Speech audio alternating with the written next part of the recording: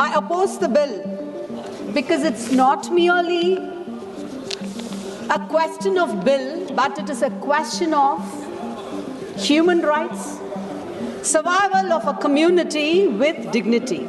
So, Madam, today I rise not merely to oppose a bill, I rise here to oppose an idea that the state can decide who you are, an idea that identity must be verified before dignity is granted, an idea that rights are conditional upon certification. So I rise to oppose the bill. Self-identified gender is integral to personal autonomy and dignity.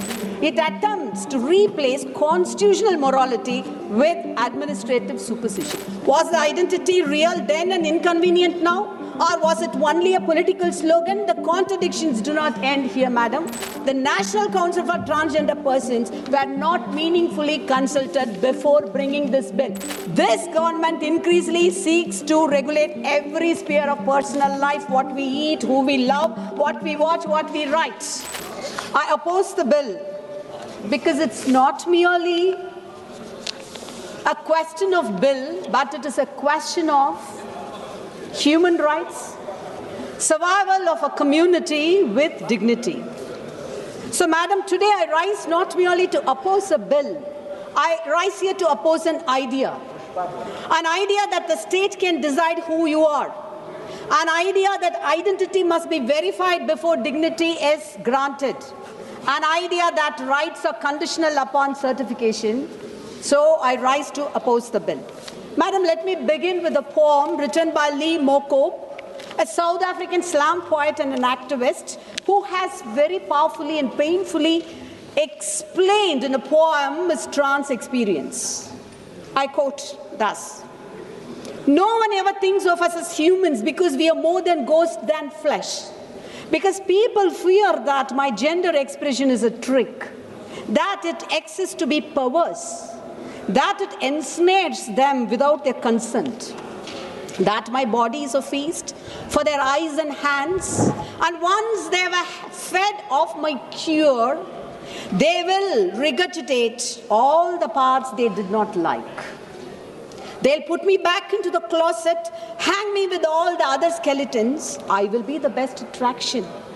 I wonder how long it will be before the trans suicide notes start to feel redundant, before we realize that our bodies become lessons about sin, way before we learned how to love them."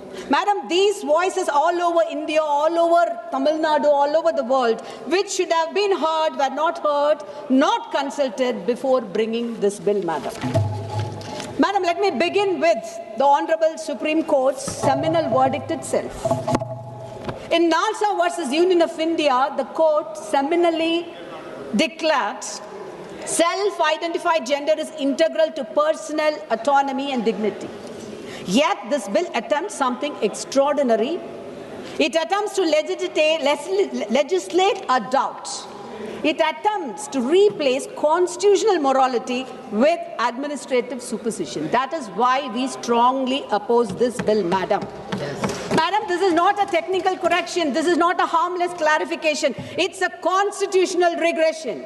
It is a bill that pretends to protect while actually narrowing identity, expanding surveillance, and reintroducing state control over the most personal truth a human being can hold, who they are.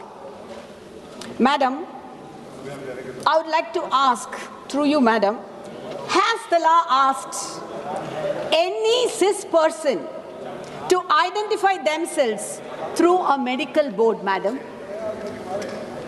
So before I explore the intricacies of this bill, I would like to just remind you, this House, of the statement the Honorable Prime Minister himself said on the last day of the 17th Lok Sabha regarding this trans community, Madam. I would like to quote our Honorable Prime Minister. I quote, "Members of the 17th Lok Sabha expressed concern for them and sought to ensure a better life for them. The world discusses what India has done for transgenders. We have given transgenders an identity. As many as 16,000 to 17,000 from the community have been given identity cards. Today, just 2 years later, His own government brings a bill that seeks to take that identity back, madam. That is why we oppose this bill. What changed? Was the identity real then and inconvenient now? Or was it only a political slogan? The contradictions do not end here, madam.